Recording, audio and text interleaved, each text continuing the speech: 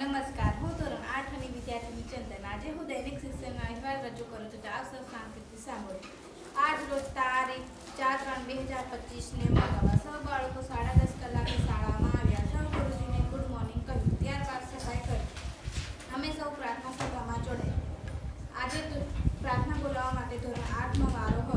પ્રથમ નિત્યક્રમ પ્રમાણે કૈલાસ અને કૌશિકથી યોગ કરાવ્યા. ત્યારબાદ શ્લોક ગુરુ બ્રહ્મા અને પ્રાર્થના મમ્મીને ભજન કાળા કાળા અને ધૂન પિક્ચરના પંખીડા સંગીતના તાળ સાથે ગવાયા. આજે તબલા ધોરણ 4 નો વિદ્યાર્થી વિનેશે વગાડ્યું અને 8 નો વિદ્યાર્થીએ ઢોલક વગાડ્યું. ત્યારબાદ પંચમી રમકાઈ રજૂ કર્યું. સમાચાર રજૂ કર્યા અને ધોરણ 4 નો વિદ્યાર્થી હાથી સુવિચાર રજૂ કર્યું અને જાણવા જેવું ભાવિકાઈ રજૂ કર્યું અને ઉખાણા મૈસરે રજૂ કર્યા.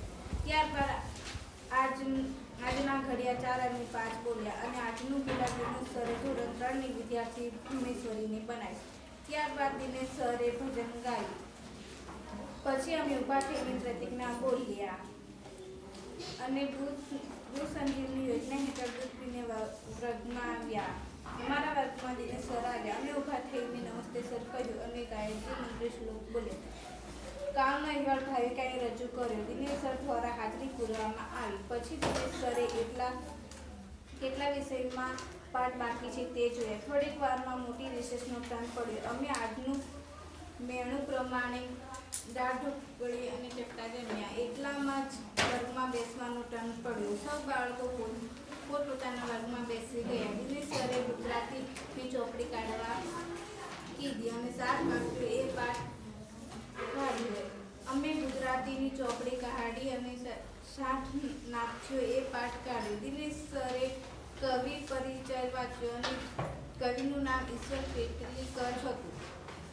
દિનેશ સરે પાઠ ભણાવ્યો. દિનેશ સરે હાથીને ઊભો કરીને પાઠ વાંચવા કીધો.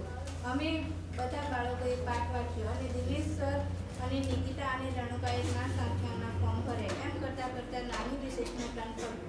અમે સૌ બાળકો અલ્પાહારમાં ચણા ચાટ ખાધા. એટલામાં વર્ગમાં બેસવાનું ટર્ન પડ્યું. અમે સૌ બાળકો વર્ગમાં બેસી ગયા. થોડીક વારમાં 5 વાગ્યે ઘરે જવાનું ટર્ન પડ્યું.